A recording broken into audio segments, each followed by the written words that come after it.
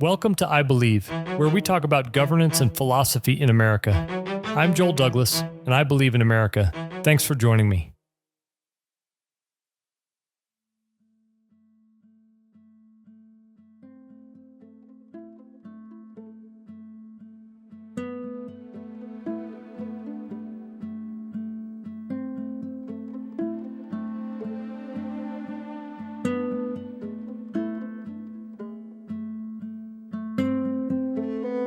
Act 1. The Penny Auctions.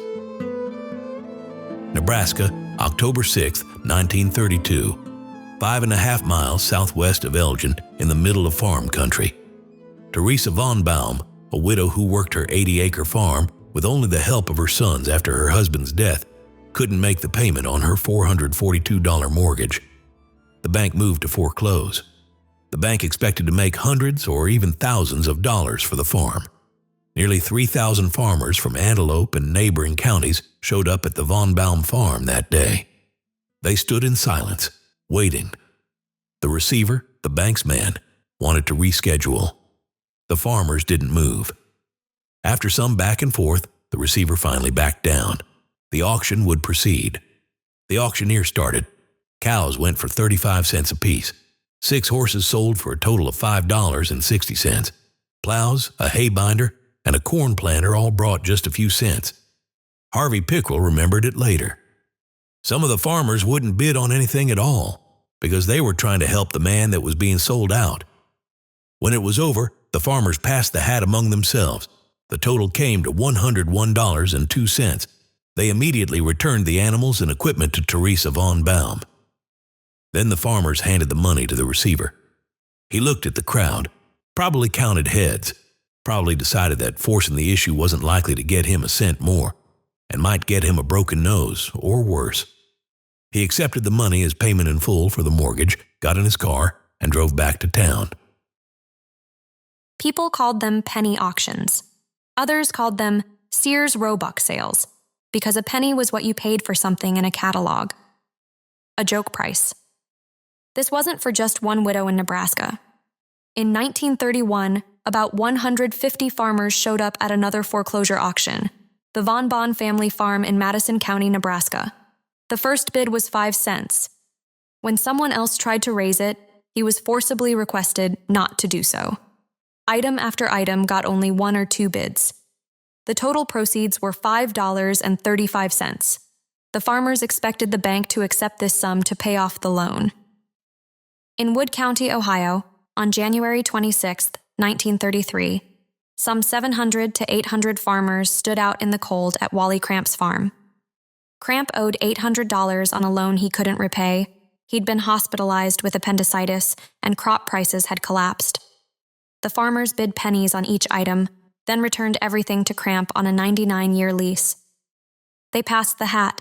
Even the auctioneers donated their take from the sale. In some places, farmers threatened outsiders who might think about bidding with physical harm and death threats. These were not empty threats. This was happening all over the Midwest. There were maybe a dozen auctions a day in early 1933. Iowa, Nebraska, Wisconsin, Minnesota. Farmers who had paid their mortgages for 10, 15, 20 years, never missed a payment, were losing everything. The banks had structured the loans to fail when credit dried up. Before the 1930s, most mortgages in America were 5 to 10 years, interest only, with a huge balloon payment at the end. You paid the bank for years, then you had to refinance the whole thing all at once. If you couldn't roll it over, the bank took the farm. Or the house. When the economy crashed in 1929, banks stopped lending. In 1932, 273,000 people lost their homes to foreclosure. By 1933, banks foreclosed on more than 200,000 farms. Between 1930 and 1935, farmers lost a third of all American farms. Some communities didn't take it quietly. It wouldn't be the first time that farmers threatened nobles, even if they didn't use pitchforks. And it wouldn't be the last. Lamars, Iowa. April 27, 1933. A Thursday afternoon, Judge Charles Clark Bradley, 54 years old, a bachelor with 15 years on the bench, looked up from his desk at a rowdy crew shoving their way into his small courtroom. Some were farmers in ragged overalls. Others looked like ruffians from nearby Sioux City. They kept their hats on, kept smoking. They'd come to demand that Judge Bradley suspend foreclosure proceedings until recently passed state laws could be considered. One farmer remarked that the courtroom wasn't Bradley's alone. Farmers had paid for it with their taxes. Judge Bradley refused. He said, "Take off your hats and stop smoking in my courtroom." Next thing he knew, dozens of rough hands were mauling him. They yanked him off his bench and dragged him out to the courthouse lawn. "Will you swear you won't sign no more mortgage foreclosures?" demanded a man with a blue bandana across his face. Judge Bradley's quiet answer, "I can't promise any such thing." Someone struck him in the mouth. "Will you swear now?" The jurist toppled to his knees. His teeth felt loose, but he managed to reply, "No, I won't swear." A truck rattled up. The men threw Judge Bradley into it. His kidnappers tied a dirty handkerchief across his eyes. The truck drove a mile out of town and stopped at a lonely crossroads. Again, they asked the judge to sign no more foreclosures. Again, he refused. They slapped and kicked, knocked him to the ground, and jerked him back to his feet. They tied a rope around his neck, the other end thrown over a roadside sign. They tightened the rope. Judge Bradley wheezed, thought they were killing him. "Now will you swear to sign no more foreclosure orders?" A man unscrewed a greasy hubcap from the truck and placed it on his head. Judge Bradley looked at them and said, "I will do the fair thing to all men to the best of my knowledge." They pulled the noose tight. Just in time, a local newspaper editor arrived in his car and intervened. Judge Bradley refused to identify his assailants or press charges. Iowa Governor Clyde Herring called the attack a vicious and criminal conspiracy and assault upon a judge while in the discharge of his official duties, endangering his life and threatening a complete breakdown of law and order. He declared martial law in Plymouth County. He sent in 3 National Guard companies from Sioux City and a 4th from Sheldon. The case made the front page of the New York Times. 12 days later, Governor Herring lifted martial law. 7 men were eventually tried for the attempted lynching. They got sentences ranging from 1 to 6 months. The penny auctions effectively forced the banks to release the property without an opportunity to be paid the balance of the loan. If the pennies didn't clear the bank debt, the farmers physically threatened the bank officers. So legally, the farmers still owed. But practically, the system had broken down. With the beginning of Roosevelt's presidency in 1933, creditors and debtors began to work together to refinance and resolve payment of delinquent debts. Between 1933 and 1935, 25 states passed farm foreclosure moratorium laws that temporarily prevented banks from foreclosing. The Federal Farm Bankruptcy Act of 1934 aimed to provide farmers with the opportunity to regain their land even after foreclosure.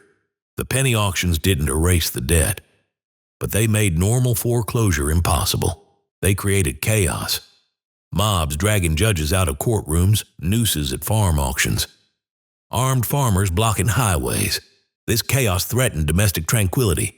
That's one of our 6 national goals outlined in the preamble to the Constitution. Ensure domestic tranquility. When hundreds of farmers are willing to lynch a judge to stop foreclosures, you no longer have domestic tranquility, you have the early stages of revolt. So the federal government had a choice. It could side with the lenders and use force to restore order, send the National Guard to areas of interest, arrest citizens, or it could step in and redesign the system so that foreclosure wasn't the only option when credit dried up. Roosevelt chose the second path. In 1934, Congress established the Federal Housing Administration, FHA, as part of the New Deal. The idea was simple.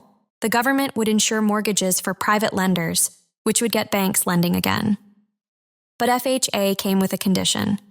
If the government was going to insure a mortgage, that mortgage had to be fair to the borrower. No more interest-only traps. No more time bombs. Every payment would include a portion of the principal, and the term had to be long, initially 15 years or more, later extended to 20, and eventually to 30. At the end of the term, the borrower would own the house free and clear. That was the deal. The government would step in to set conditions to make the housing market fair for Americans, and those loans would be designed to end. Designed to turn debt into property within a normal working life.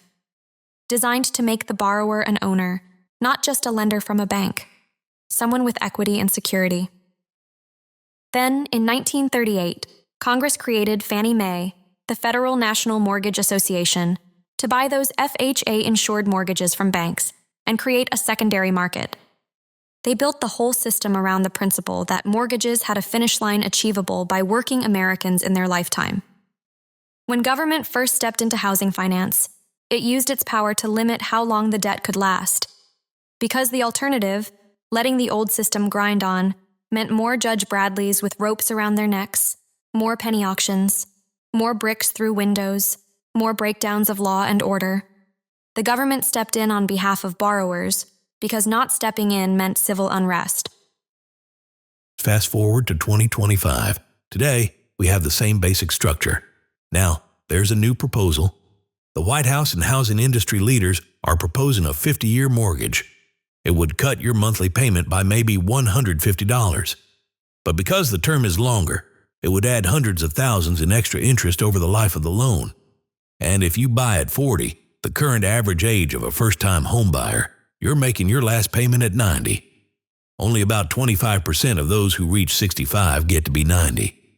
Instead of using government power to shorten the road from debt to ownership, we are proposing to use that same power to stretch it. The proposal might keep payments small enough to feel manageable, but it also maximizes how much interest a family pays over a lifetime.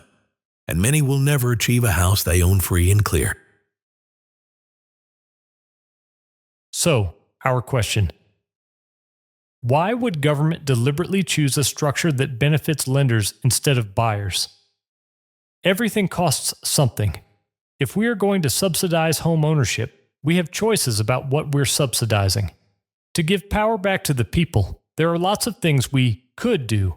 We could subsidize the interest rate instead of stretching the term, saving first-time home buyers money over their lifetime, and enabling them to own their home outright sooner.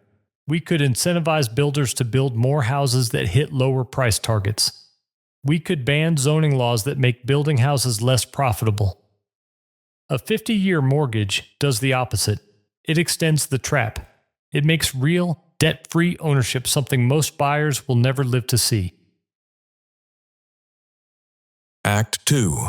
Sarah and Michael. Meet Sarah. It is 1955. She is 27. A nurse at Louisville General. She comes home from the night shift with swollen feet and the smell of antiseptic clinging to her hair. Her husband, Tom, sorts mail for the post office. His back aches when he bends to pick up their 2 little boys. Sarah is expecting their 3rd child. They're still in a rented duplex. 1 tiny bedroom for them, 1 for the boys. Crib jammed against the wall. There's a damp spot on the ceiling over the kitchen table that nobody ever fixes. One Sunday, after church, they drive through the Highlands. They see a for sale sign in front of a small brick house. 3 bedrooms, 1 bath, hardwood floors, 1,100 square feet, built in 1948. Price, $11,500. They've been saving every spare nickel for a down payment. The bank offers a 30-year FHA insured mortgage at 4.5%. 10% down, $1,150. The payment would be around $52 a month with taxes and insurance. That night, Sarah sits at the kitchen table with a pencil and a pad of cheap paper. The boys are asleep. Tom is reading the sports page. She does the math, lips moving. If they do this, if they make every payment, they will send the bank about $19,000 in all. About $8,500 in interest, the rest toward the house itself. She circles one number. The last payment would come when she is 58. Tom would be 60. After that, there would be no more checks to the bank, just taxes and insurance. The house would be theirs. She presses her hand to the spot where their third baby kicks and imagines that child running down a hallway that belongs to them. Her parents never owned a house. They worked and rented and worked some more, and at the end, there was nothing but a trunk of clothes and a few dishes. They don't follow Sarah's numbers, but they understand the stakes. She is about to break the pattern. Sarah and Tom got the loan. Years later, Sarah made her last payment in 1985. She was 58. She tore the check out of the checkbook, walked it to the mailbox herself, and stood there for a minute after she closed the lid. Tom asked her later why she'd done that. She said she didn't know. Now meet Michael and Emily. It's 2025. They are 33. Both work full-time. Michael teaches history at DuPont Manual. Emily does marketing at Brown Forman, sliding between meetings and endless email. On paper, they are doing everything right. They are also early. Most of their friends still rent. A few have moved back in with their parents. Michael and Emily are trying to get ahead of their generation and buy a house before prices climb again. They have been trying for a baby too. Quietly. They haven't told their parents yet. Every month that passes without a second line on the home test makes them think about money even more. If it does happen, will they be able to afford daycare and a mortgage and groceries? One evening, they sit at their own kitchen table in a rented apartment and pull up a listing. Same neighborhood. The exact same house Sarah and Tom looked at 70 years earlier. 3 bedrooms, 1 bath, 1,100 square feet. The kitchen has granite now. The photos are brighter. The old bones are the same. Price, $265,000. The bank offers a 30-year mortgage at 7% interest. With taxes and insurance, the payment comes to about $1,765 a month, roughly a third of their take-home pay. Michael feels his stomach clench when he says the number out loud. The loan officer smiles and offers something else. A 50-year mortgage, same interest rate, longer term. The payment drops to about $1,600, just under 30% of what they bring home. It is not comfortable, but it is not impossible. Back at their table, it's Emily who opens the laptop. She pulls up an online calculator.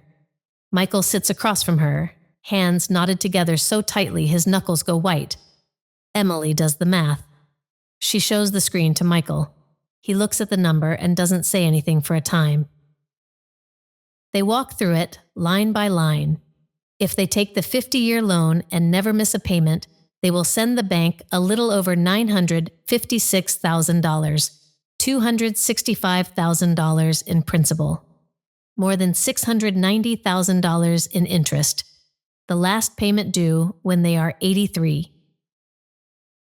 Not many of the men in his family live into their late 80s. Emily would have to carry the debt. She'll be 83, still writing checks to the bank for a house they thought they were buying together.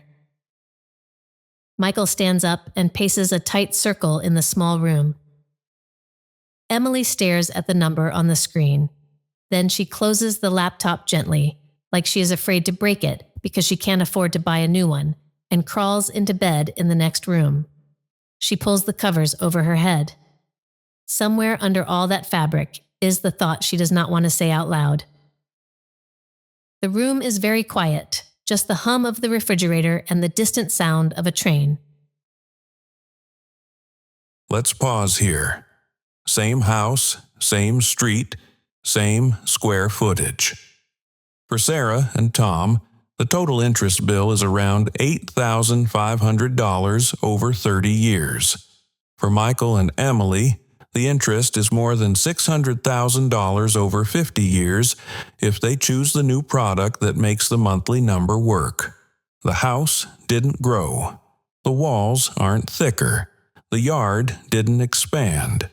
What changed is who the mortgage is built to serve. In 1955, the local bank likely kept Sarah's loan. Her payment flowed into a building downtown and came back out as savings interest and salaries for people who lived near her. Officials who had watched farms and homes fall in the 1930s designed the mortgage. They wanted loans that ended, loans that turned renters into owners during their working life.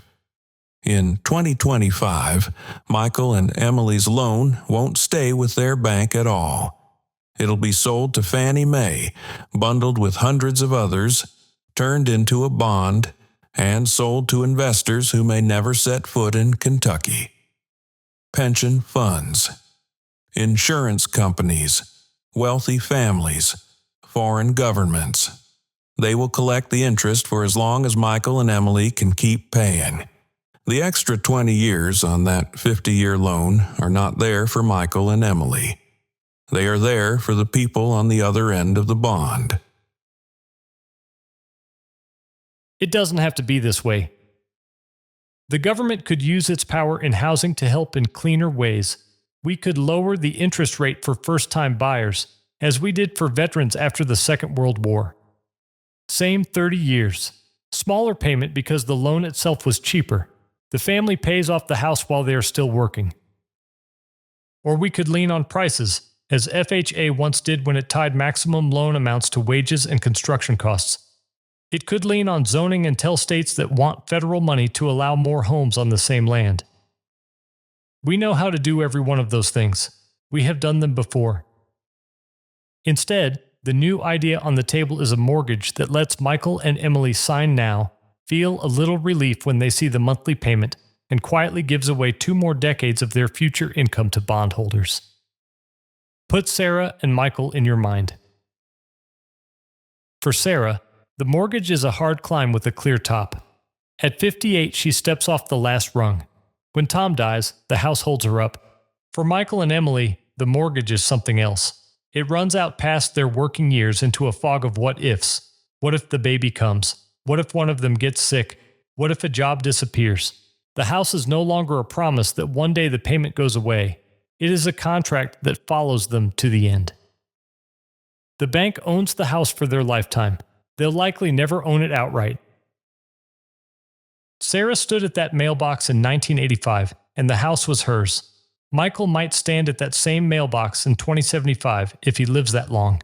50 years of checks. Both of them worked hard. Both of them loved their spouses. Both of them wanted the same thing. But only one of them got to be free of it while they could still walk to the mailbox on their own. Act 3. The dead have no rights over the living. Thomas Jefferson wrote to James Madison in 1789 about debt, about whether one generation could bind the next. Jefferson said, "The earth belongs to the living, not the dead. No debt should last longer than a generation, because the dead have no rights over the living." Madison wrote back, "Thomas, if we did that, we'd have no continuity, no long-term projects, no bonds."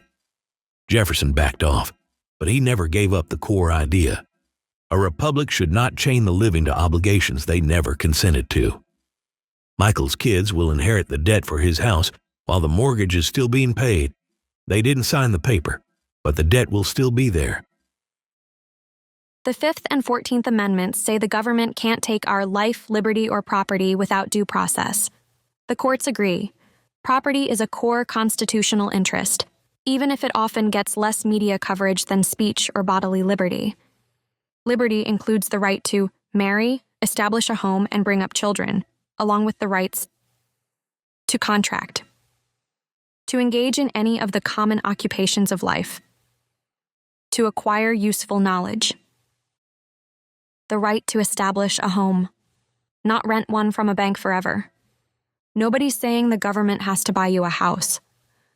But once it steps into the housing market, and it already had to in 1934 due to shady bank practices, it's no longer a bystander. If Fannie and Freddie say we'll buy 50-year mortgages, they're putting the power of the United States government behind a loan structure where most buyers will never own their house free and clear. they'll spend their whole adult lives paying the bank.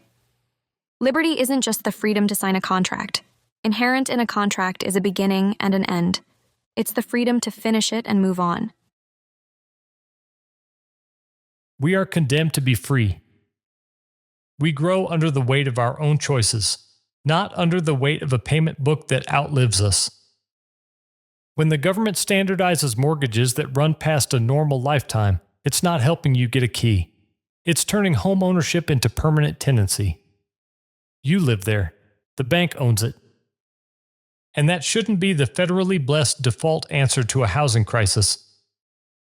If the Constitution protects our liberty to establish a home, then a government that normalizes 50-year mortgages is not expanding that liberty. It is quietly redefining home as a place you can live in, but never live free of the debt that is attached to it. Back to our question. Why would government deliberately choose a structure that benefits lenders instead of buyers? It pretends to solve a political problem, just not for you. May God bless the United States of America.